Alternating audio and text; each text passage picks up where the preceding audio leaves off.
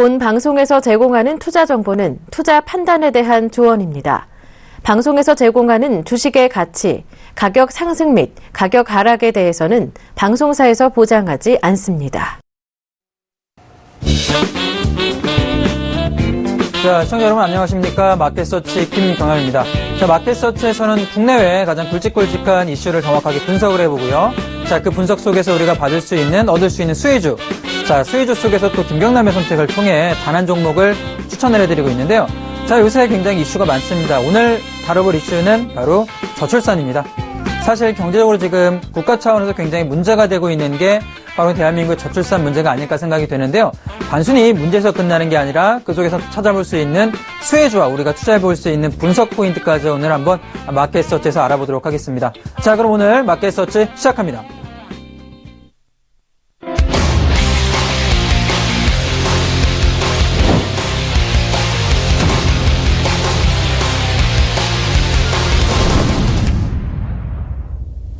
자, 마켓서치 오늘 글로벌 시장부터 좀 시작을 하면서 전체적인 시장의 흐름을 좀 보도록 하겠습니다. 사실 지난주 금요일 날 중요한 앨런 회장의 연설이 있었죠. 많은 분들이 어떻게 앨런 회장의 발언이 됐을 거고 어떻게 우리가 받아들여야 될까 궁금한 분이 많으실 것 같은데, 자, 시장을 보면서 제가 천천히 알기 쉽게 좀 설명을 해드리도록 하겠습니다. 우선 미국 같은 경우는 피셔 연준 부회장 발언으로 조금 하락 전환한 모습이 포인트로 좀 보이고 있는데요. 자, 다우 같은 경우는 마이너스 한 2% 정도, 0.2% 정도, 나스닥은 플러스 0.13%, 자, S&P는 마이너스 0.16%인데 시장이 급락하는 모습은 나오지가 않았어요.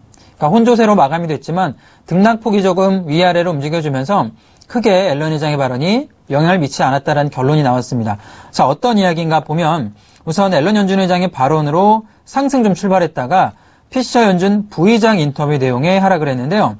자, 앨런 연준 회장이 잭슨홀 컨퍼런스에서 미국 경제는 긍정적이며 수개월 내 금리 인상을 할 것이다라고 밝혔습니다.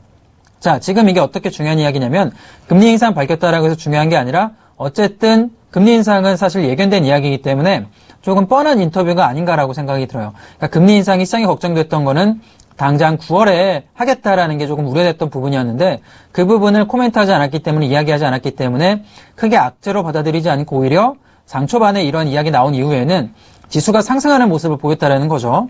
자, 그러면서 금리 인상을 주장한 매파적 발언이었으나 시장 참여자들의 우려는 만들어지지 않았다라는 포인트가 있습니다.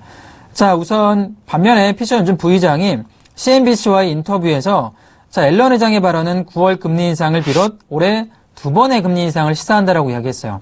그러니까 앨런 회장이 말하지 않았지만 지금 피셔 부의장이 그 이후에 굉장히 매파적 발언을 한 겁니다. 자, 제가 아까 뭐라고 말씀드렸죠? 시장이 염려하는 부분은 9월 금리 인상이다라고 이야기해드렸습니다.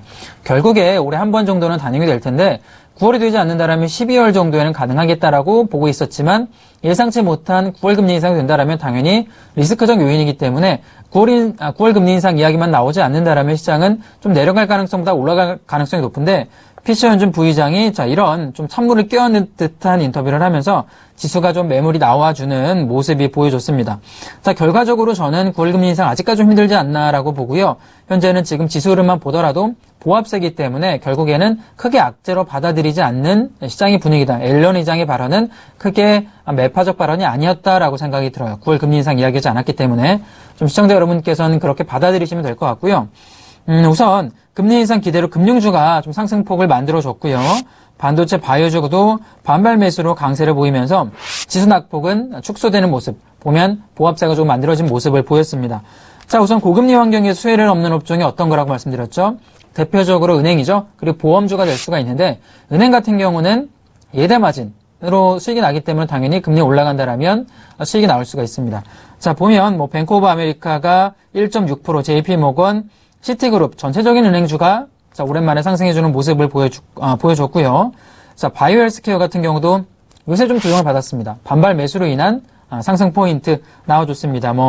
암젠이라던가 엘러간, 셀진 같은 경우는 거의 1%가량의 상승이 좀 나와주는 모습. 자, 긍정적인 모습을 보여주고 있고요. 하반기 실적 기대감으로 인해서 필라델피아 반도체 지수가 9주 연속 상승을 해줬어요. 사실 필라델피아 반도체 지수 그리고 디램 가격이 왜 중요하냐. 디램 가격이 낮을 동안 우리가 지난번에 반도체 관련 이슈 시간에 알아봤지만 디램 가격이 올라갈 결국에 SK하이닉스라던가 삼성전자 같은 경우도 영업이익이 극대화가 될 수가 있습니다. 우선 필라델피아 반도체 지수가 9주 연속 상승했다는 건 아직까지 반도체 업황이 많이 올라왔음에도 불구하고 모멘텀은 남아있다라고 보여져요. 충분히 올라갈 만한 가능성 남아있기 때문에 마이크론 같은 경우도 급등했지만 1.9% 정도 상승 다시 한번 나와줬고요. 자, 인텔 퀄컴 같은 경우도 0.5포인트 정도의 천천히 상승이 나와주고 있는 포인트가 보여집니다. 자, 반면에 건강보조업체 제조업체인 우리 허벌라이프라고 하는 마이너스 2.3% 정도 하락이 나와줬는데요. 자, 최대 주주인 카라이칸의 지분 매각 계획이 보도되면서 하락이 조금 나와줬습니다. 카라이칸 같은 경우 우리가 대표적으로 알고 있는 헤지펀드 중에 하나인데, 그런 마이너스 포인트 그러면서 코스트코, 메이시스, 코치 같은 소매 판매 업종 같은 경우도 약세 하락이 조금 나와줬어요. 거의 한 1%에서 2% 정도의 소매 판매 하락이 조금 보여진다. 계속 이야기해드리지만 소매 판매가 올라가기보다는 그동안 많이 올랐기 때문에 좀 조정받으면서 횡보를 해주고 있는 모습, 자, 보여주고 있고, 자, 그러면서 듀크 에너지, 지금 넥스테라 에너지, 자, 그런 유틸리티 업종 같은 경우도 조금 하락하는 포인트가 보여줬다는 특징이 나왔습니다. 자, 건설업체 같은 경우 KB홈 같은 건설업체도 현재는 리츠 회사도 마찬가지고요. 금리 인상 우려감으로 하락이 나와줬는데 사실 금리 인상이 명가암 중에 하나죠. 금리 인상이 단행된다라면 금융주 같은 경우는 당연히 호재성 재료가 나오겠지만 건설주 같은 경우 사람들이 대표적으로 대출을 많이 받아 투자하기 때문에 건설주라든가 리츠업체 같은 경우는 금융비용 부담으로 인해서 조금 하락이 나와주기 때문에 지금 리츠업체라든가 건설업체 같은 경우는 그런 조정을 좀 받고 있다. 미증시 같은 경우에 좀 이런 포인트를 짚어볼 수가 있을 것 같고요. 자, 유럽 시장으로 한번 넘어가 보겠습니다. 유럽은 자, 원자재주가 강세를 좀 보였습니다. 자, 앨런 회장의 발언임에도 불구하고 유럽은 상승 마감이 됐어요. 자, 독일, 영국, 프랑스, 이탈리아 전부 다 한 0.5포인트 이상의 상승에 마감되는 모습이고, 자, 앨런 회장이 아까 이야기해드린 대로 수개월 내 금리 인상 가능하다. 그러니까 9월 금리 인상은 코멘트하지 않았기 때문에 우려했던 9월 금리 인상 가능성이 적어졌다는 판단으로 인한 매수가 들어와줬습니다. 자, 그러면서 리오틴토라든가 글렌코어, BHP 빌리톤 같은 경우는 3%가량의 원자주의 상승이 보여줬고요. 자, 그러면서 폭스바겐이라든가 폭스바겐 같은 경우는 미국의 배기가스 조작이 원천적인 합의 도달했다라는 모멘텀이 나와주면서 3% 올라갔습니다. 자, 이게 어떤 거냐면 그동안 굉장히 리스크로 가져왔던 배기가스 조작 관련 문제로 인한 벌금 포인트라든가 좀 리스크를 떨쳐내고 올라갈 수 있는 자리가 마련됐다라고 생각이 들어요. 자, 지금 결국엔 폭스바겐이 상승해줘야 유럽의 자동차주가 전체적으로 올라갈 수 있기 때문에 이 정도 한번 볼 필요가 있고, 자, BMW 그리고 르노 같은 경우도 1%가량의 천천히 좀 상승이 나와주면서 자동차주가 전반적으로 올라가는 모습을 보여줬습니다. 자, 은행주 같은 경우는 미국 은행주가 상승했다라면 유럽의 은행주는 조금 하락하는 모습을 보여줬어요. 자, 코메르츠방크라던가 방코포폴라레 같은 경우는 자, 약 하락, 지금 1%가량의 하락이 조금 나와줬는데 차익 실현 매물로 판단이 되고요. 자, 국제유가를 한번 보면 주요 산유국의 산유량 조정 합의 가능성에 상승세를 보였으나 달러 강세로 인해 상승폭은 제한이 되고 있는 모습. 자, 그러니까 지금 고점 부근인 46불, 47불 부근에서 횡보해주는 패턴을 가져가고 있습니다. 결국에는 달러 강세 같은 경우도 금리 인상 발언 시사가 나왔기 때문에 요새 좀 진행되고 있는 포인트죠. 그러면서 유가도 조금 보합세에 멈춰주는 모습 보이는데, 자, 지금 금융 전체적인 글로벌 증시 흐름 살펴보자라면 크게 우려했던 하락은 나오지가 않았습니다. 결국에는 앨런 회장 발언이 9월 금리 인상을 시사하지 않았기 때문에 이런 흐름이 나와줬는데요. 자, 그렇다면 이런 흐름은 과연 국내 증시에는 어떤 영향을 미치고 있는지, 자, 한번 국내 증시 넘어가서 알아보도록 하죠. 자, 국내 증시 종합주가지수.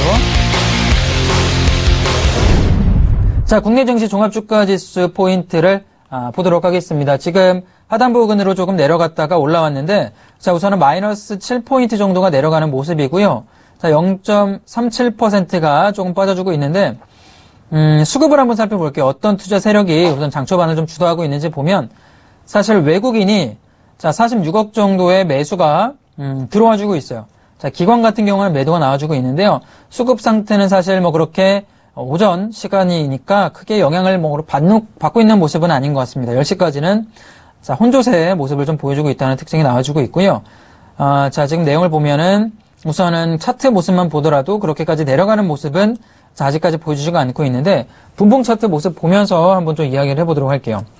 자, 지금 보면 분봉상으로 개파락이 나왔습니다. 장 초반에 개파락 나왔다가 어떻게 되고 있죠? 무너지는 모습은 보이지가 않고 있죠? 하여튼 세게 무너지기보다는 다시 한번 받쳐주면서 올라오기 때문에, 자, 미증시 같은 경우는 급락 나오지 않았습니다. 혼조사 마감됐고요.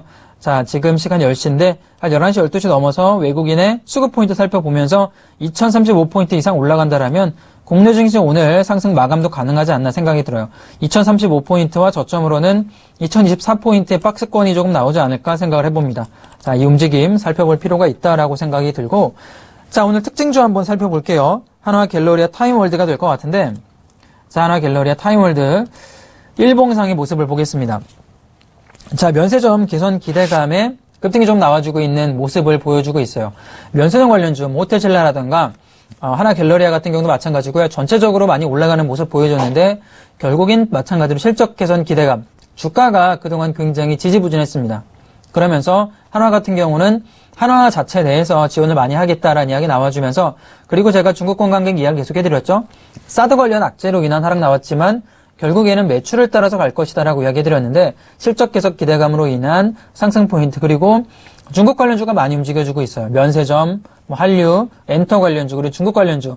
결국에는 지금 G20이 정상회담을 앞두고 나서 중국발 모멘텀이 계속 들어와주고 있는, 중국 쪽에 연결되는 사드 악재로 내려왔던 종목군들이 천천히 바닥권에서 좀 움직여주는 모습 보여주고 있기 때문에, 자, 하나갤러리아 타임즈 같은 경우도 그런 움직임이다 보시면 될 것 같고, 차트 보면서 조금 더 분석을 해보도록 하겠습니다. 자, 이 종목 같은 경우 이날이었어요. 이날 24일 날부터 반등이 조금 들어와서 5일선을 지지받아주면서 급등해서 올라갑니다. 자, 주가 움직임이 어떻죠? 그 전까지만 하더라도 굉장히 오랫동안 추세적인 하락을 했다가 반등이 나와주고 있는데 반등폭이 강하게 올라갑니다. 자, 제가 이야기 항상 하지만 지금 자리에서 만약에 오늘 호재성 재료가 나왔기 때문에 지금 진입해보는 게 어떨까라고 생각하시는 분들 많을 텐데, 자, 지금 들어가면 100% 물리게 됩니다. 지금 절대 진입하지 마시고요. 지금은 기존 보유자들 분들께서는 좀 가져가는 영역이지만 신규 진입분들은 제가 이야기하지만 항상 5일선 지지에서 들어가도 늦지가 않습니다. 항상 이렇게 5일선을 맞아주면서 올라가는 패턴 보이기 때문에 급등주 진입하실 분들도 5일선 지지 나올 때까지는 조금 기다릴 포인트가 있다 생각 들고, 자, 지금 분봉상 흐름도 나쁘진 않고요. 전고점 돌파한다라면, 자, 63,000원 이상 돌파해서 올라간다라면 고점 부근으로 한 67,000원까지 열렸기 때문에 기존 보유자분들은 한 67,000원에서 매도 수익 실현하시는 것도 좋은 전략이지 않나. 자, 주가 차트 흐름 전체가 나쁘지 않고요. 자, 호텔신라 잠깐 보면, 자, 지금 면세점 관련주 전부 다 바닥권에서 들어 올리는 모습 계속 보여주고 있습니다. 자, 이런 식으로 충분히 올라갈 수 있는 포인트 있기 때문에 면세점 관련주의 흐름을 조금 보시면서 대응하는 것도 가능한 포인트다라고 생각이 들어요. 자, 지금 코스닥 알아보도록 하겠습니다. 코스피는 이런 식으로 흐름이 나와주고 있는데 코스닥은 어떤 흐름으로 가고 있나 보죠. 항상 이야기해드리지만 코스피 같은 경우는 외국인의 매수가 들어와주면서 어느 정도는 저점을 지지해주는 모습 보여주지만 코스닥 같은 경우는 역시나 개인 매수가 좀 들어와주는 모습이라 오늘도 8포인트가량 그리고 1.2%의 하락이 유지가 되고 있습니다. 수급을 한번 보죠. 자, 오늘 외국인과 기관의 양매도가 들어와주고 있고요. 자, 개인 같은 경우는 224억 원의 매수가 오늘도 역시나 들어와 줍니다. 결국에는 개인의 매수가 매도로 돌아설 때가 결국에는 올라갈 만한 포인트인데 오늘도 역시나 매수가 들어와 주면서 지수가 하단에서 받쳐주는 흐름이 아니라 오히려 무너지는 흐름이 보여지고 있다. 사실 많은 시청자분들께서도 코스닥 관련 업종군 많이 갖고 있을 텐데 지금 자리 같은 경우 시험을 한번 보실 필요가 있다 생각이 들고요. 자, 제가 굉장히 중요했다라고 생각하는 포인트가 차트로 조금 보면 1차적으로는 670.8포인트가 중요한 지지 세력 라인이었습니다. 그죠? 지지를 받을 수 있는 자리였는데 이 자리가 붕괴됐기 때문에 지금 자리는 조금 조심할 필요가 있다. 지난주부터 이야기드리지만 보수적인 관점으로 현금을 조금 비중을 어느 정도 가져가면서 올라왔던 종목군들은 약수익에 분할 매도하시면서 대응할 필요가 있는 장세고요. 지금 올라가는 종목은 정확하게 테마를 만들어 올라갑니다. 중국 관련주라던가 혹은 영유아 관련주, 그리고 어떤 종목군이 있죠. 포켓몬 관련주가 올라갔다 멈춰주는 흐름, 철도 관련주 이런 식으로 중국 관련주, 철도 관련주 쪽으로 돈이 좀 들어가고 있기 때문에 개별 종목군으로 접근을 하지 않는 한은 다른 종목군들은 거의 내려가고 있는 모습을 보여주고 있어요. 보수적인 관점 그리고 어느 정도 올라온 종목군들은 현금 마련해 가면서 대응할 필요가 있다라고 생각이 듭니다. 어느 정도 반등 나오기 전까지는 보수적인 관점, 제가 반등 포인트 나올 때 바로바로 이야기드리겠지만 지금은 조금 보수적인 관점이 맞지 않나 생각 들고 분봉상의 흐름을 조금 볼게요. 자, 분봉 10분으로 좀 보겠습니다. 한 분 좀 급락이 심해서 자, 지금 지지받는 저점 우리 8월 26일 날 저점이 지금 바로 장 초반에 깨고 내려갔고요. 갭하락 나온 다음에 조금 세게 밀고 내려가고 있는데 역시나 개인의 매수가 이런 하락을 조금 만들어가고 있는 게 아닌가. 아마 개별 종목군들로 조금 많이 내려가는 흐름이 보이지 않았을까 생각이 드는데, 자, 그렇다면 오늘 특징주 한번 살펴보겠습니다. 어떤 특징주가 하락장에도 올라가고 있나 한번 살펴보자라면, 자, 안랩 같은 경우가 오늘 올라가요. 지금 20%가량의 상승이 나와주고 있는데, 자, 어떤 포인트로 올라가냐면 대선 테마주죠. 안철수 씨가 대선 출마를 지금 선언을 하면서 올라가고 있는데, 현재는 뭐 문재인 관련주, 안철수 관련주가 많이 움직여주는 모습 보여주고 있습니다. 지금 대선 관련 이슈로 인한 대선 테마주의 흐름이 안랩에서 보여주고 있는데, 사실 이 종목 같은 경우는 대선 테마주기 때문에 굉장히 조심스럽게 접근할 필요가 있다라고 생각이 들어요. 제가 왜 오늘 특징주로 안랩을 좀 가져왔느냐면, 많은 분들이 대선 테마주 접근을 해서 한방심리라고 하죠. 하이리스크 하이리턴을 노리시는 분들이 굉장히 많은데, 자, 대선 테마주도 마찬가지입니다. 접근하실 때는 최대한 저점 부근에 진입하셔야 돼요. 20% 올라갔기 때문에 지금 진입하는 게 아니라 한 번 정도는 조정을 받고 눌려주는 타이밍에 진입할 자리가 항상 들어와 줍니다. 자, 지금 뭐 반기문 테마주, 문재인 테마주, 안철수 테마주가 가장 메인으로 지금 대선 테마주로 들어가고 있는데, 역시나 조정받는 타이밍, 지금은 이제 기존 보유자, 요 라인에 진입했던 기존 보유자가 수익 가져가는 영역이고요. 자, 분봉 보죠. 자, 오늘 대장주로 지금 세게 올라가고 있는데, 지금 진입하기보다는 최대한 움직임을 살피고 진입하시는 전략 좋다라고 생각 들고요. 자, 기존 보유자분들께서는 7만원까지 열려있는 영역입니다. 상단 포인트, 7만원까지는 가져가는 전략도 유효하지 않나. 자, 대선 테마주들의 움직임이 나와주고 있다는 특징이 있고요. 자, 지금 대선 테마주 같은 경우 사실 매번 변하고 있어요. 어떻게 변하냐면, 박 대통령이 대선 테마주와, 그러니까 박근혜 대통령 대선 테마주와 지금의 테마주 흐름, 그러니까 대선 테마주 흐름이 시간이 굉장히 빨라지고 있습니다. 대선까지 가져가는 게 아니라 올해 한 연말쯤에는 분출이 나와서 마감이 되지 않을까 생각되기 때문에, 자, 그럴 필요가 있고요. 뭐 써니전자도 한번 볼까요? 자, 써니전자 같은 경우도 지금 보면 24% 같은 움직임이죠. 지금 안철수 관련주에 같은 그룹군에 물려있는 대선 테마주이기 때문에 역시나 같이 움직입니다.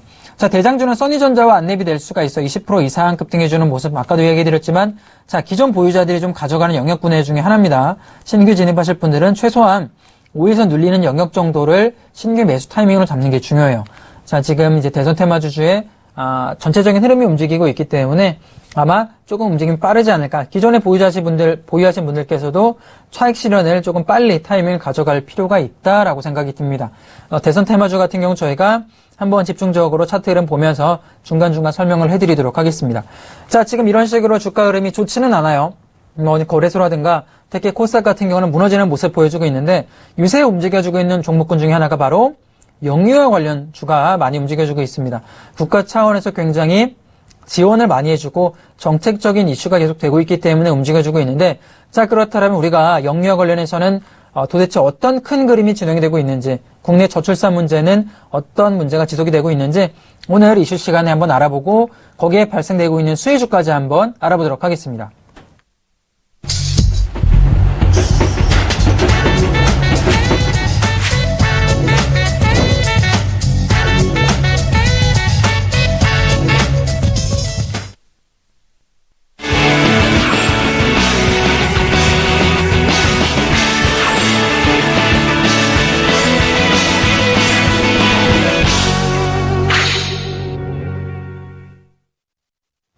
자, 저출산 보완 대책 우리가 가져갈 수 있는 포인트가 어디 있을까? 오늘 한번 마켓서치 이슈 시간에 집중적으로 다뤄볼 건데요.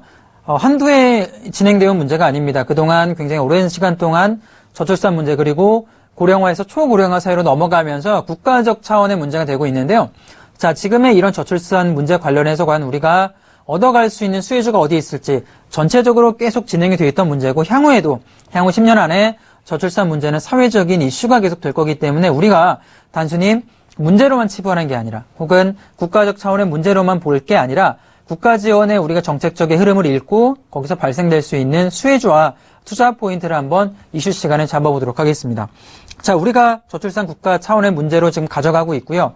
돈을 얼마나 썼냐면 10년 동안 정부가 출산 장려 정책으로 사용한 돈이 자그마치 80조 원입니다. 10년 동안 80조 원을 썼는데 저출산 정책 해결이 됐을까요? 그렇지가 않죠. 지금 지속적으로 계속 문제가 되고 있고, 인구 절벽, 인구 감소가 화두가 되고 있는데 10년 동안 80조 원의 돈을 사용을 했습니다. 현재 보건복지부 장관 같은 경우는 대한민국의 명운을 좌지우지하는 가장 큰 구조적 위험이며 절체절명의 과제로라고도 표현을 하고 있어요. 그만큼 현재 저출산 그리고 인구 절벽의 문제는 굉장히 큰 이슈가 되고 있는 게 현재 문제다라고 생각이 듭니다. 자, 우선 그러면 저출산을 우리가 이야기할 때는 출산율이 어떻게 진행되고 있나 현재 팩트를 조금 볼 필요가 있다라고 생각이 되는데요. 우선 출산율이란 한 국가의 여성이 가임 기간 동안 아이를 몇 명이나 낳을 것인가를 나타낸 수치다라고 표현을 합니다.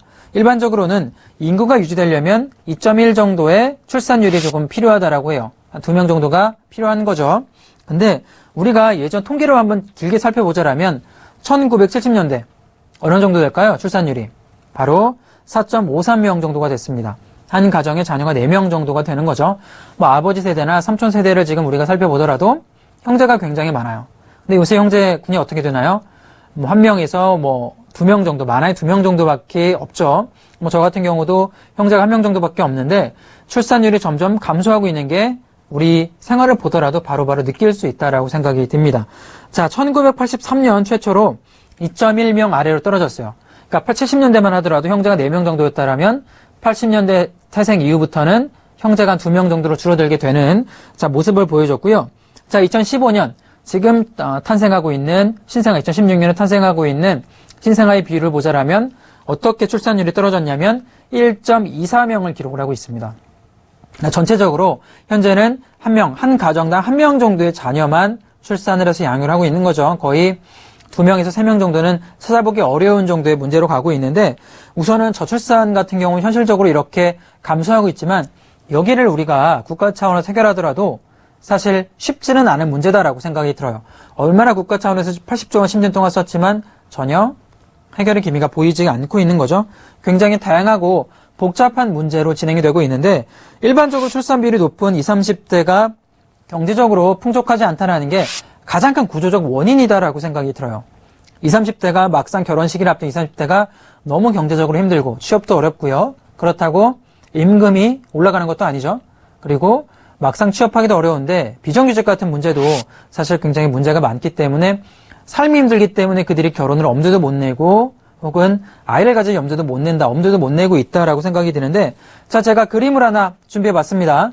우리가 3포 세대라고 이야기하는 그림인데 그림 한번 보시죠.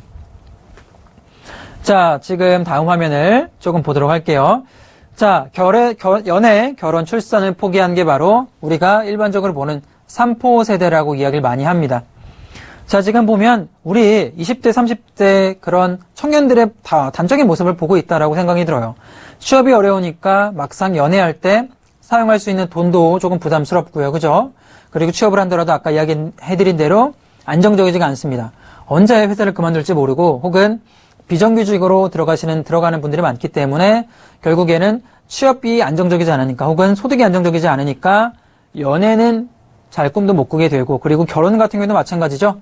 요새 결혼하려면 집이라도 있어야 되는데 전세난이 좀 시작이 되고 있고요. 점점 더 이제 전월세, 월세로 전환이 되고 있는데 어떻죠? 월세 비용도 굉장히 비싸죠. 집을 구입하는 거 서울에서는 하늘의 별 따기. 상상도 할 수 없을 만큼 집값이 많이 올라갔기 때문에 막상 젊은 층한테는 결혼도 점점 더 어려운 포인트로 들어가고 있습니다. 그러면서 출산 같은 경우는 더 힘들게 되는 거죠. 연애, 결혼, 출산을 포기하는 3포 세대가 사회적인 문제로 떠오르고 있는데 사실 구조적인 문제를 바꾸지 않는 한은 향후에 쉽게 해결이 되지 않을 만한 포인트가 되지 않을까. 우리의 시대상을 반영하고 있다라고 생각이 들어요. 자, 그러면서 여기서도 투자 포인트가 여러 가지가 나올 수가 있겠죠. 연애, 결혼, 출산을 포기하기 때문에 조금 더 나에게 집중을 해서 그냥 연애에서 쓸 돈을 여행을 간다거나 혹은 집을 살 돈을 가지고 모아서 내가 원하는 취미를 한다거나 혹은 자동차를 바꾼다거나 자, 그런 식으로 점점 더 1인 가구가 늘어나고 있고 혹은 나에게 쓰는 소비가 조금 많아지고 있는 전체적으로 시대상의 변화가 나오고 있다라고 생각이 들어요. 자, 그런 생각이 듭니다. 1인 가구가 증가하면서 원룸이라던가 혹은 24평형 미만의 좁은 집들 같은 경우도 투자 포인트로 많이 점점 더 곽강을 받고 있고 또 어떤 게 있죠? 편의점에 요새 가면 그런 거 많이 보실 겁니다. 1인용 도시락. 자, 마찬가지로 이런 20, 30대들의 지갑층이 얇아지고 그리고 1인 가구가 증가하다 보니까 그냥 3,000원 미만 혹은 4,000원 미만으로 한 끼 해결하게 되는 거죠. 자, 이런 것도 전체적인 저출산 시대, 3포 세대가 신규 용어가 만들어지면서 만들어진 우리의 사회상으로 보여집니다. 투자 포인트로 볼 수가 있다라고 생각이 들고요. 자, 막상 결혼을 하더라도 출산하기가 쉽지가 않아요. 결혼까지 굉장히 어렵지만 결혼을 하더라도 어떻게 되죠? 육아, 양육 문제가 또 걸리게 됩니다. 자, 지금 다음 사진을 한번 제가 보면서 설명해 드려 볼게요. 자, 맞벌이 직장인의 전형적인 모습인데요. 내용을 보면 저도 지금 일을 하고 있기도 하지만 만일 아이를 가지게 된다라면 남편이나 둘 중 하나가 육아를 해야 될 텐데 현실적으로 쉽지 않더라고요. 이렇게 인터뷰를 하고 계신데 이 육아가 문제입니다. 사실 맞벌이 여성 요새 거의 다 맞벌이가 많죠. 남편과 부인이 전부 다 일을 하게 되는 건데 막상 아이 출산하게 된다라면 육아휴직을 쓸 수밖에 없습니다. 육아휴직을 쓰고 나면 우리가 기본적으로 돌아갈 자리가 있을까요? 현실적으로는 정부 차원에서는 육아휴직 사용하느라 돌아갈 자리를 마련을 하겠다 법적으로 이야기하지만 그렇지 않은 경우가 굉장히 많습니다. 막상 내가 돌아갈 자리가 사라지게 되는 거죠. 여성의 커리어가 단절되는 이 커리어 단절 같은 경우도 여성들이 가장 걱정되는 부분이 하나가 아닐까 생각이 들어요. 내가 고등학교 때부터 대학을 나와서 10년 이상 공부를 하고 그리고 취업을 했는데 힘들게 취업의 벽을 뚫고 취업을 했는데 막상 결혼을 하고 아기를 낳기 때문에 내 커리어가 단절된다라면 어떤 여성들이 아이를 더 많이 낳고 싶어 할까요? 자, 이런 전체적인 사회상 같은 경우도 우리가 풀어야 될 숙제 중에 하나가 아닌가. 육아휴직 후에 돌아가지 못하는 여성분. 사실 정부 차원에서 이거를 타개하기 위해서는 파트타임제 일자리라던가 여러 가지를 만들어주고 있지만 사실 막상 가임기 여성, 그러니까 20, 30대 여성들에게는 와닿지 않은 문제다라고 생각이 들어요. 그러니까 막상 아이를 내가 낳더라도 한 명 정도밖에 낳을 수가 없는 거죠. 두세 명까지 난다라면 경제적인 문제점, 그리고 아이를 둘 이상 낳게 된다라면 내가 내 커리어를 여성분들이 더 이상 이어갈 수 없는 문제점. 자, 이런 문제점들이 결국에는 저출산을 가져가는, 저출산은 시대상으로 반영될 수밖에 없는 투자 포인트가 되지 않을까 생각이 들어요. 너무나 출산은 낮아지고 있고 그에 반해 의학기술의 발달로 초고령화 사회로 빠르게 진입하고 있기 때문에 결국에는 일할 수 있는 연령층의 경쟁력이 떨어진다라는 것은 향후에 2020년, 30년 정도가 진행이 된다라면 국가 차원의 굉장히 큰 경쟁력의 문제가 되지 않을까라고 생각이 듭니다. 사실 이런 문제점 같은 경우도 유럽 같은 경우도 계속 불거지고 있는 문제점이고요. 그래서 유럽 같은 경우는 이민자를 굉장히 긍정적으로 검토해서 받아들이고 있지만 요새 유럽의 가장 큰 문제가 뭐죠? 바로 이민자 문제입니다. 이민자 문제가 사회에 또 굉장히 크게 부각이 되고 있기 때문에 자, 이런 점도 전체적으로는 우리가 짚어봐야 될 문제다라고 생각이 들어요. 자, 그러면 우리가 여기서 또 볼만한 거는 정부가 이런 청년층의 출산율을 높이기 위해서 작년 10월부터 정책을 여러 가지 쓰고 있습니다. 이 구조적 문제를 타개하기 위해서 정부가 여러 가지 지원책을 쏟고 있는데 자, 어떤 거냐면 의료비 부담 축소 혹은 출산 관련 검사 비용 무료화 등을 내세우고 있어요. 사실 출산을 앞둔 예비 부모에게는 큰 도움이 못 해주고 있는 실정인데 실제로 미국이라든가 유럽, 일본 같은 경우는 부분적인 자금을 지원하는 출산 장려 정책은 거의 다 실패로 나왔습니다. 그러니까 내가 아이를 낳는 사람들에게 국가 차원에서 돈을 좀 보조해준다는 건 현실적으로는 어느 정도 작은 지원이겠지만 그걸 통해서 내가 둘째와 셋째를 낳겠다라는 계획을 가질 수가 없는 거죠. 아까 이야기한 대로 커리어 단절이라든가 혹은 청년층의 3포 세대가 생기는 연애라든가 결혼 취업에 이 구조적인 문제를 해결하지 않는 한은 저출산 기조는 아마 저는 지속이 좀 될 수밖에 없다라고 생각이 들어요. 자, 지금 다음 화면을 한번 좀 보도록 하겠습니다. 자, 다음 화면을 좀 보면은 자, 박 대통령께서는 자, 이런 프랜차이즈를 걸면서 이야기하고 있어요. 출산과 육아가 행복한 나라, 든든한 노후가 보장된 나라라고 이야기하고 있지만 현실적으로는 그렇지 않죠. 여러 가지 정부 대책을 이야기하고 있는데 어떤 포인트 있냐면 지난해 11월 12일 박근혜 대통령이 2016년부터 5년 동안 저출산 고령화 문제를 해결하기 위해서 사상 최대 금액을 투자하기 시작을 했어요. 150조에서 200조 원을 투입하는 저출산 대책을 확정했는데요. 자, 이 금액이 사실 작지가 않습니다. 자, 150조에서 200조 원 정도를 투자하겠다라고 이야기하고 있는데 자, 우리가 여기서 볼 거는 저출산은 기조적, 그러니까 큰 틀 같은 경우는 결국에는 지속될 가능성이 높다라는 게 1번이고요. 자, 두 번째 같은 경우는 정부가 지금 5년 동안 200조 원을 투자하겠다라고 하고 있어요. 자, 우리가 단순히 사회적 문제로 치부할 게 아니라 이제는 여기서 우리가 두 가지 포인트를 가지고 여기서 우리가 투자해 볼 만한 수혜주라든가 투자 포인트는 어떤 게 있을까 고민할 시점이 되지 않았나 생각이 됩니다. 그리고 7월 22일 날 자, 기획재정부에서는 국회 저출산 고령화 대책 특별회의에서 2020년까지 사상 최대인 109조 원을 투입할 계획을 밝혔습니다. 자, 돈을 지금 계속 쏟아붓고 있는 게 보여요. 저출산 타개하기 위해서는 200조 원, 90조 원의 돈을 지금 2020년까지 쏟겠다라고 하고 있는데 지금 총 300조 원에 육박하는 엄청난 돈을 쏟겠다라고 하고 있습니다. 그렇다면 분명히 300조 원 돈이 어디론가 들어갈 텐데 거기에 수혜주가 어떤 게 있을까 한번 우리가 알아볼 필요가 있고 아빠의 달이라든가 인센티브를 3개월 확대한다라고 해요. 이런 투자 포인트 그리고 남자도 육아휴직 권고 육아휴직을 급여를 올려주겠다 뭐 이런 이야기하고 있는데 이런 식의 정책적인 지원이 좀 지속이 돼야 저출산을 어느 정도는 해결이 되지 않을까 생각이 듭니다. 자, 우리는 여기서 우리가 투자 포인트 알아볼 건 바로 육아용품에 조금 집중할 필요가 있다라고 생각이 듭니다. 현재는 저출산 타개하기 위해서 정부 차원에서 금전적 지원, 그러니까 예를 들어 아이를 한 명 낳은 가정한테는 현재 한 20만 원 정도 정부가 지원을 해주고 있는데 그 금액을 조금 넓히겠다라고 하는 거죠. 혹은 육아를 지금 키우고 있는 가정에 유치원 비용을 지원을 해주겠다. 그러니까 막상 아이가 있는 가정에 돈을 지원해주겠다라는 정책을 펼치고 있기 때문에 당연히 육아를 하고 있는 가정들은 씀씀이가 조금 더 커질 수밖에 없다. 아기용품을 사용하는데 투자 포인트가 좀 돈이 들어갈 수밖에 없다라고 생각이 들고요. 요새 그 관련주 같은 경우 보렉메디앙스라든가 제로투세븐도 마찬가지고요. 전체적인 주가 흐름이 이런 흐름을 반영하고 있습니다. 국가 차원에서 돈을 쓰겠다고 하니까 주가가 급등해서 올라가고 있는 모습을 보여주고 있는 거죠. 자, 여기서 육아용품에 우리가 집중할 필요가 있다라고 했는데 육아용품에 포커스를 좀 맞춰보자라면 국내 수혜가 한 포인트가 있고요. 두 번째가 어떤 게 있냐면 바로 중국입니다. 자, 국내 같은 경우는 어느 정도 한정적일 수밖에 없는데 자, 육아용품을 판매하는 회사들 같은 경우는 중국이 굉장히 커다랗고 큰 시장으로 떠오르고 있는 거죠. 자, 중국의 성장 같은 경우는 유아아동의 시장이 연간 200조 원에 이르는 굉장히 큰 시장으로 떠오르고 있어요. 자, 다음 화면 한번 보도록 하죠. 자, 지금 보면 중국 육아용품 시장 규모 추이를 보고 있는데요. 자, 2010년부터 굉장히 가파르게 18년까지 이렇게 증가하고 있습니다. 지금 302조 위안까지 증가하고 있는 모습을 보여주고 있는데요. 구조적으로 점점 더 이렇게 상승하고 있는 모습 그리고 중국 같은 경우가 1자녀 정책을 펼쳤어요. 그런데 이번에 어떻게 변화가 됐죠? 2자녀 정책으로 변화가 됐습니다. 2자녀 정책으로 변화가 저는 굉장히 중요한 투자 포인트가 있다라고 생각이 들어요. 그 전까지만 해도 한 자녀에 이렇게 좀 집중을 했다라면 다자녀 정책으로 조금 변화가 됐기 때문에 중국 같은 경우도 1자녀 정책으로 인한 수혜도 분명히 받았지만 점점 더 빠르게 고령화 사회로 진행을 하면서 두자녀 정책을 현재는 허용하기 시작을 했습니다. 당연히 아이가 늘어난다라면 국내 업체들 같은 경우도 중국 시장에 진출해서 어떻게 되죠? 매출을 얻을 만한 포인트가 증가를 한다. 굉장히 중요한 포인트고요.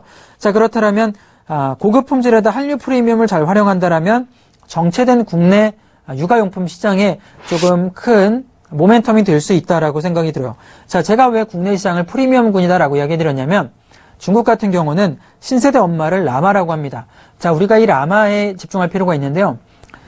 지금 소황제라고도 불렀어요. 그전까지만 하더라도 1인 1자녀 정책을 통해서 굉장히 귀하게 자란 세대들이 이제는 육아를 하기 시작합니다. 그러면서 중국이 전체적으로 GDP가 굉장히 올라가기 시작을 했고 이제는 프리미엄 제품군들을 이용을 하려고요. 이 라마 엄마들은 굉장히 까다롭다라고 합니다. 조금 더 좋은 제품, 우리 아이를 위해서 조금 더 프리미엄 제품을 입히고 먹히려고 노력을 하고 있는데 이런 라마들의 마음을 정확하게 짚고 있는 게 어디죠? 바로 한류 열풍이 불고 있는 한국 프리미엄 제품이다라고 보시면 될 것 같아요. 자, 아동용품 같은 경우는 이 프리미엄 제품을 무기로 해서 굉장히 급속도로 성장을 하고 있는데 자, 다음 한번 화면을 좀 보도록 하겠습니다. 자, 지금 보면 중국 주부들을 사로잡은 제품군 중에 첫 번째로는 바로 메일유업에서 나온 프리미엄 분유입니다. 중국인들이 한국 들어와서 예전 같으면은 우리가 많이 알고 있던 게 어떤 거죠? 밥솥 같은 경우도 구입을 많이 해갔고요. 그리고 우리가 익히 알고 있는 화장품, 그죠? 제품이 워낙 좋다 보니까 화장품 같은 경우도 많이 구입을 해가는데 최근에 우리가 대형마트라던가 혹은 면세점에서 보자라면 이런 프리미엄 분유, 대표적으로 메일유업에서 나온 프리미엄 분유 같은 경우는 한 통에서 두 통씩을 사가는 경우가 많이 보입니다. 왜냐하면 사실 중국 같은 경우는 먹거리 파동이 계속 나와주고 있어요. 음식 갖다 장난을 친다라고 표현을 하는데 가짜 달걀을 만들어서 판매를 하거나 혹은 분유를 만들어 판매를 했는데 거기서 독성 물질이라던가 발암 물질 이런 게 좀 검출이 되면서 중국인들이 먹거리에 대한 불신이 생기고 있는 거죠. 자, 우리 아이를 먹일 음료, 우리 아이가 먹일 분유 같은 경우는 조금 더 안정된 제품 그리고 한국에서 나온 프리미엄 분유를 먹이고 싶어하는 라마주부들의 그런 생각이 매출을 계속 올려주고 있다라고 보시면 됩니다. 현재까지는 그런 매출이 정확하게 이 메일유업 같은 경우도 굉장히 증가하고 있는 포인트가 들어가고 있다. 프리미엄 분유에 대한 매출 포인트가 매년 20% 이상씩 올라가고 있기 때문에 분유 섹션을 우리가 한번 지켜볼 필요가 있다라고 생각이 들고요. 자, 두 번째 같은 경우는 기저귀군입니다. 기저귀군 같은 경우도 사실 우리가 보자라면 한국의 주부들을 보면 뭐 독일 제품, 미국 제품, 혹은 일본, 한국 제품을 많이 사용을 하시는데 일본 제품 같은 경우는 방사능 때문에 조금 염려해 있는 부분이 있고요. 미국, 독일 제품 같은 경우는 뭐 가격적인 측면이라든가 성능이 더 이상 한국과 차별화가 많이 없게 되는 거죠. 한국 제품의 기저귀들이 워낙에 성능적 측면이 올라왔기 때문에 특히 중국 아까 제가 말한 라마 주부들 같은 경우는 이 한국의 프리미엄 기저귀를 굉장히 좋아합니다. 그러면서 폭발적인 중국 쪽 성장이 만들어지고 있는 거죠. 이 분유와 그리고 이 기저귀 섹션 같은 경우는 우리가 조금 투자 포인트로 가져갈 만한 충분한 매출 포인트가 된다라고 보시면 되고, 자, 의류 같은 경우도 마찬가지입니다. 제로투세븐이 마찬가지로 나와 있는데 아동복 같은 경우도 자, 어떻게 되죠? 올가닉 제품, 그러니까 우리 아이들이 뭐 100% 순면이 아니라 올가닉이라던가 혹은 조금 더 예쁜 디자인으로 국내 제품이 워낙에 잘 나오다 보니까 자, 중국의 타오바오 몰이라던가 그런 인터넷 쇼핑을 통해서 한국 제품을 굉장히 많이 구입을 해요. 그리고 중국의 보따리상들이 국내에 들어와서 많이 구입을 해서 중국 가서 뭐 판매를 하기도 하고요. 역직구라고 하죠. 이런 역직구가 이 옷 같은 경우도 굉장히 활발하게 일어나고 있습니다. 자, 지금 우리가 볼 수 있는 게 그렇다면 한국 저출산 정책으로 인한 투자 포인트, 그죠? 지금 아이를 키우고 있는 어머니들, 아버지들한테도 매출이 충분히 나올 수가 있고, 두 번째 같은 경우는 중국 쪽에서도 역시나 투자 정책으로 인한 한국의 프리미엄 제품군들이 굉장히 많이 팔리고 있다. 자, 이 두 가지 투자 포인트를 본다라면 추가적으로 향후 2015년에서 20년까지는 매출이 어떻게 되죠? 떨어지기보다는 올라갈 만한 포인트가 굉장히 많이 남아있다라고 자, 보여집니다. 자, 우리가 사진을 통해서 이런 과자 같은 경우도 마찬가지입니다. 과자 같은 경우도 자, 올라갈 만한 포인트가 있는 거고, 자, 다음 화면 좀 볼까요? 자, 지금 보면 인도별 중국 분유 시장 규모 증가율을 차트로 보고 있는데요. 13년까지의 차트지만 향후에 지금 계속 증가하고 있는 모습. 자, 그러면서 중국의 기저귀 시장 같은 경우도 증가가 나와주고 있습니다. 자, 분유와 기저귀는 대표적인 소모성 제품이에요. 자, 뭐 저도 육아를 하고 있지만 분유값이 만만치가 않습니다. 기저귀 값도 만만치가 않아요. 소모를 계속하기 때문에 기저귀는 뭐 아기들 하루에 10개 이상도 갈아입죠. 이런 소모성 제품 같은 경우는 사실 매출이 증가할 수밖에 없다라고 생각이 들어요. 분유 같은 경우도 마찬가지입니다. 이런 흐름을 조금 전체적으로 보자라면 향후에 매출이 충분히 더 많이 증가할 수 있다 생각이 들고, 자, 제가 좀 개별 종목군을 좀 들어가서 보자라면 현재 롯데닷컴의 이야기를 좀 들어보자라면 기저귀 매출 같은 경우는 6월달 같은 경우 20% 이상의 올라가는 모습을 보여주고 있습니다. 자, 제로투세븐을 좀 이야기 드려볼까요? 자, 지금 수혜주 같은 경우 제로투세븐을 보자라면 기저귀 보솜이죠. 자, 뭐 어머니들은 많이 아실 겁니다. 보솜이 기저귀가 마트 같은 데서도 많이 팔리고 있는데 보솜이 같은 경우도 판매가 월 평균 20% 이상씩 증가해주고 있는 포인트 가져가고 있고, 현재 제로투세븐의 상해법인이 8년 만에 매출액이 300억 원 이상을 나오고 있어요. 그 전까지만 하더라도 사실 그렇게까지 매출이 올라가거나 하는 흐름은 보이지 않았습니다. 중국 쪽 그리고 북미 쪽에서도 진출하려고 했지만 매출이 올라오지 않았는데 드디어 가시적인 성과가 나와주고 있다는 게 굉장히 중요하고요. 한국도 지금 마찬가지로 그 전까지만 하더라도 매출이 좋지 않았지만 이제는 적자 포인트에서 턴어라운드를 준비하고 있다. 주가 흐름만 보더라도 마찬가지입니다. 매출이 나오지 않기 때문에 굉장히 떨어지는 모습 보였지만 지금 어떻죠? 바닥에서 상한가 들어가고요. 급등해서 이제 움직여주는 흐름 보이고 있기 때문에 전체적으로 턴어라운드가 매출과 모멘텀을 통해서 나와주고 있다. 제로투세븐은 좀 그렇게 보실 필요가, 연평균 한 22% 정도 성장이 나오고 있기 때문에 자, 그렇게 보실 필요가 있다라고 생각이 들고요. 보형 메디앙스를 한번 보도록 할게요. 자, 영유아 섹션 다 똑같습니다. 보형 메디앙스도 마찬가지고요. 주가가 이렇게 내려왔던 모습을 보였습니다. 내려왔다가 지금 어떻죠? 바닥에서 올라가는 모습을 보여주고 있는 거죠. 지금 친진법인이 중국 설립을 하면서 100% 성장을 하고 있고요. 자, 중국이 타오바오 몰에 자, 지금 상위권으로 랭크가 되고 있습니다. 자, 보랑 메디앙스 같은 경우도 이런 매출 포인트, 특히 역직구를 통한 매출이 나올 만한 포인트가 있다라고 생각이 들고, 자, 아가방 컴퍼니 우리한테 좀 익숙한 그룹군 중에 하나죠. 아가방 컴퍼니 대표적으로 육아들, 영유아 옷을 판매하는 회사인데 중국의 랑시그룹과 한번 지금 협력을 맺어가지고 진행되고 있는 투자 포인트, 그리고 한국산 제품의 인기몰이 수혜를 같이 맡고 있는 모습이기 때문에 아까 말씀드린 뭐 메일유업도 마찬가지입니다. 분유 섹션 그리고 자, 유아복 섹션 같은 경우도 굉장히 호재성 재료, 기저귀 같은 경우도 마찬가지고요. 전체적으로 호재성 재료로 인한 매출이 나올 만하다라고 보여집니다. 자, 그렇다면 지금 저희가 이렇게 전체적으로 여러 가지 이야기를 해드렸습니다. 저출산 문제 같은 경우는 구조적으로 계속 진행이 될 거고 아마 2020년까지 향후에 국가 차원에서는 300조 원의 돈을 쓴다라고 했어요. 이 300조 원의 돈이 아이를 키우는 가정에다 투입이 되기 때문에 그들에게서 분명히 뭐 유아복이라든가 부녀 같은 경우는 매출이 좀 나올 수 있는 포인트가 있는 거고요. 자, 그리고 중국 쪽 같은 경우도 두자녀 정책을 통한 신규 매출 포인트가 잡히기 때문에 영유아 섹션 같은 경우 우리가 수혜주로서 한번 다뤄줄 필요가 있다고 생각되는데 그렇다면 이 많은 종목군들 중에 김경남의 선택을 통해서 오늘 진입해 볼 만한 투자 포인트 어떤 게 있을지 김경남의 선택 알아보도록 하겠습니다.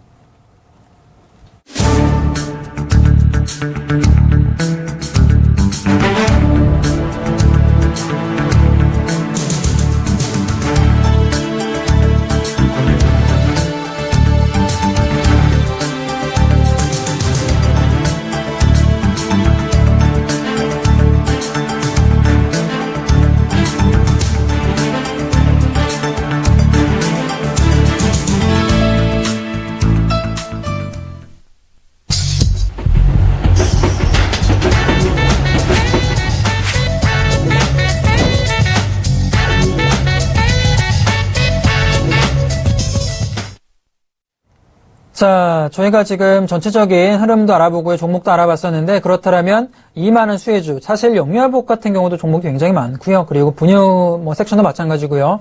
굉장히 수혜주가 많은데 자, 오늘도 김경남의 선택을 통해 어떤 종목이 들어갔는지 자, 김경남의 선택 알아보도록 하겠습니다.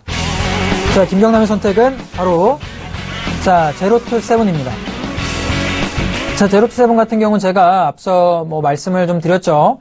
대표적으로 보솜이라는 기저귀 그리고 유아복 같은 경우도 같이 판매를 하고 있는데 사실 제가 이 기저귀 같은 경우는 매년 매출이 좀 증가를 해주고 있어요. 중국 쪽에서 특히 프리미엄 기저귀군으로 해서 많이 판매가 되고 있는 모습이고 얼마 전에 상해 유아복 박람회가 열렸습니다. 그쪽에 통해서도 이 제로투세븐 같은 경우는 품질 측면에서는 굉장히 좀 각광을 받았기 때문에 유아복이라든가 기저귀 쪽에서는 향후에 충분히 매출이 나와줄 만하다라고 생각이 들고 중국의 현재 유아복 시장 선정과 함께 프리미엄 브랜드로서 입지를 계속 다지고 있는 모습을 보여줘서 이 라마주부들, 그러니까 아이를 키우고 있는 돈이 조금 많은 라마주부들 같은 경우는 충분히 한국 제품, 특히 제로투세븐의 제품군들을 이용할 가능성이 높다라고 생각이 들어요. 자, 그렇다면 여기서 우리가 투자 포인트를 한번 짚어볼 수가 있는 거겠죠. 분명히 수혜를 받고 향후에 매출이 증가할 만한 포인트 가져가고 있는데 자, 차트 모습을 볼게요. 자, 이 종목 같은 경우 사실 차트를 우리가 좀 집중적으로 볼 필요가 있다라고 생각이 드는데요. 그 전까지만 하더라도 주가가 어떻게 움직였죠? 자, 제가 이 차트 모습을 좀 길게 보겠습니다. 자, 2015년부터 주가 차트 흐름이 이렇게 내려왔어요. 그죠? 자, 왜 이렇게 내려왔을까요? 주가 흐름이. 당연히 매출 포인트가 나오지 않고 모멘텀이 사라졌기 때문에 사실 저출산 문제 부재라면 이게 어떻게 보면 악재가 될 수가 있어요. 아이를 낳지 않는데 어떻게 매출이 올라가겠습니까? 그렇죠? 하지만 국가정부 차원에서 워낙에 지원이 들어와 주고 있기 때문에 새롭게 매출이 나올 수가 있고 또한 중국 쪽에서도 두자녀 정책을 통해서 상승 모멘텀이 만들어지고 있는 건데요. 자, 지금 이렇게 하락했던 추세 패턴이 변경이 되고 있습니다. 자, 저점 부근으로는 하단 보면 이날이었죠. 이 저점 붕괴가 되지 않았어요. 붕괴되지 않으면서 자, 2016년에 6월 달부터는 다시 한번 반등이 들어와 줬는데 이날이 굉장히 중요했죠. 국가 차원에서 7월 22일 날 발표가 나왔습니다. 저출산 대책 발표. 향후에 100조 원 그리고 토탈 300조 원 정도의 돈을 쓰겠다라는 모멘텀 들어와주면서 주가가 상한가까지 들어갔어요. 이날 거래대금이 한 430억 정도까지 들어가주면서 대장주로서 시장을 주도했었는데 그 이후에 어떻게 됐냐면 횡보 구간을 가져가고 있습니다. 그죠? 자, 돌파 이후에 이렇게 박스권 만들어주면서 횡보 흐름을 가져가고 있는데 저는 이 종목 같은 경우는 첫 번째 모멘텀이 있다라고 생각이 들어요. 올라갈 만한 모멘텀이 중국과 저출산 대책의 모멘텀이 있고 둘째로는 보면 차트상 우리가 이 종목은 중장기로 가져가기보다는 조금 트레이딩 관점으로 가져가는 게 적합하다라고 생각이 듭니다. 자, 어느 정도 수익이 나온다면 무조건 수익 가져와야 되는 트레이딩 관점으로 우리가 차트를 제가 좀 분석을 해서 알려드리도록 할 거고요. 1차적으로 이 저점이 굉장히 중요한 자리가 되고 있어요. 하단 부근에서는 한 8,400원 정도 이 저점 지지 포인트에서 반등 올라온다라면 자, 이 종목 같은 경우는 고점 올라오면 12%, 그죠? 자, 그리고 19%, 20% 이상의 급등 나와주기 때문에 급등 줄 때마다 언젠가 바로바로 급등 나온다라면 빠르게 20% 이상에서는 수익을 청산해드리는 전략을 좀 드리도록 하겠습니다. 자, 그렇다면 이 종목은 중장기보다는 좀 빠르게 청산하는 트레이딩 관점으로 빠르게 모멘텀 들어와주면 청산하는 진입 전략을 들어볼 거고요. 자, 매수가 한번 알아보도록 하죠. 자, 매수가는 8,750원부터 지금 8,590원까지 내려왔기 때문에 자, 8,950원 드리도록 할게요. 8,950원. 오늘 좀 내려와주는 모습인데 8,950원부터 충분히 매수 가능하다 생각이 들고요. 자, 목표가는 9,750원 잡겠습니다. 상단 포인트 자, 9,750원 이 꼬리 달아주는 부분까지 잡고요. 손절 포인트는 자, 8,000원에서 조금 길게 잡으면 한 7,800원 좀 잡도록 할게요. 8,000원에서 7,800원 요 채널 때까지 좀 잡아보도록 할게요. 자, 지금 모자람 이 종목은 역시나 종목의 차트 패턴이 돌파 후 지지해주는 패턴이기 때문에 저는 이 자리에 모멘텀 들어와 준다라면 충분히 올라올 수 있습니다. 조금 빠르게 대응해 줘야 되는 종목군 중에 하나예요. 제가 그 전에 가져왔던 종목군보다는 조금은 빠르게 가져가도 가능하다라고 생각이 듭니다. 1차적으로는 올라온다라면 이 상단 포인트인 9,700원까지 올라가면 15% 이상의 선부터는 청산을 하시고요. 15%, 20%까지 올라가면 청산을 하시고요. 자, 중장기로 보실 분들은 이 종목은 길게 보자라면 12,000원까지는 열려 있습니다. 자, 12,000원 정도까지는 충분히 열려있는 차트 모습을 가져갑니다. 자, 1차적으로 분할 올라온다라면 9,700원 매도하시고요. 좀 더 길게 보실 분들은 분할로 진행하셔서 70%는 이 부분 매도하시고 나머지 물량은 12,000원까지 보는 전략도 가능하다라고 생각이 들어요. 결과적으로는 이렇게 본다라면 종목군들 전체가 전부 다 올라가주는 모습. 종목군 흐름 한번 볼까요? 자, 보락메디앙스를 보겠습니다. 자, 보락메디앙스 같은 경우는 똑같아요. 주가가 저점 부근에서는 자, 올라가주는 흐름. 자, 지금 보락메디앙스 보면 저점 부근에서 올라가주는 흐름 조금 보여주고 있고, 자, 아가방 같은 경우도 아감 컴퍼니 같은 경우도 7월 22일 날 이렇게 모멘텀이 들어와서 어떻죠? 자, 이렇게 내려왔다가 올라가서 지금 횡보해주고 있는 흐름을 보여주고 있습니다. 자, 제로투세븐 같은 경우도 마찬가지입니다. 대장주로 역할을 해주고 있기 때문에 이 종목도 내려왔다 올라왔다 횡보해주는 패턴을 보여주고 있는 건데 모멘텀 들어와주면 충분히 올라갈 수 있다라고 생각이 들어요. 자, 제가 오늘 추천해드린 진입 포인트 보시면서 대응해 본다라면 리스크보다는 수익 낼 포인트가 굉장히 많기 때문에 이런 관점 접근하시면 조금 빠르게 수익을 가져올 수 있는 자리가 되지 않을까. 요새 영유아 관련주가 하루에도 급등락폭이 굉장히 심하기 때문에 항상 손절과 수익 포인트 잡아두시면서 진행해 볼 만한 포인트가 있다라고 생각이 듭니다. 지금 추석을 앞두고 있고요. 춘절도 앞두고 있기 때문에 당연히 이런 투자 포인트의 모멘텀이 될 수가 있겠죠. 춘절을 통해서 분명히 사람들이 한국 들어와서 매출 포인트 나올 수가 있고요. 또한 역직구라고 합니다. 역직구를 통해서도 가시화, 예를 들어 네이버 뉴스 같은 경우에 역직구를 통해 매출 포인트가 증가를 했다는 뉴스가 떠오른다라면 그런 모멘텀으로 올라갈 수가 있기 때문에 자, 이런 전체적 큰 그림을 좀 그리시면서 접근한다라면 오늘 저출산의 기조와 그리고 중국 쪽에 있는 매출 포인트를 결합을 해서 투자 포인트로 가져가는 전략, 오늘 제로투세븐을 김경남의 추천주를 좀 드려보도록 하겠습니다. 자, 오늘 저희가 이렇게 전체적으로 종목 흐름을 조금 알아보고 영유아까지 한번 알아봤었는데요. 오늘 저희가 준비한 시간은 여기까지고요. 자, 내일 같은 경우 조금 더 알찬 내용을 가지고 찾아뵙도록 하겠습니다. 자, 시청해주신 여러분 감사합니다.